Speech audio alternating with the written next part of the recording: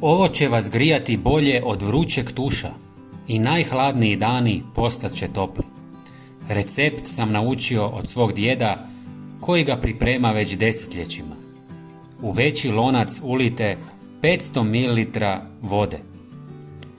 Nakon toga dodajte 2 žlice šećera. Može smeđi ili bijeli, a mi najčešće koristimo organski smeđi kokosov šećer. Ubacite 1 vrećicu vanil šećera. Zatim dodajte 1 zvijezdasti anis. Ubacite i nekoliko klinčića. Dodajte 2 kriške naranče. Posipajte i malo cimeta.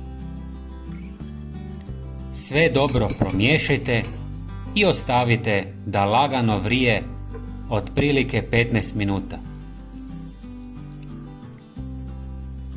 Nakon toga ulijte litru crnog vina i zagrijavajte dok ne počne ključati. Kao što možete vidjeti, dobili smo izvrsno kuhano vino koje će vas savršeno ugrijati tijekom hladnih zimskih dana. Spoj ovih začina daje bogat, pun i izuzetno aromatičan okus. Ako ne konzumirate alkohol, vino kuhajte dodatnih 20 minuta na laganoj vatri, bez poklopca, kako bi većina alkohola isparila, dok okus ostane pun i aromatičan.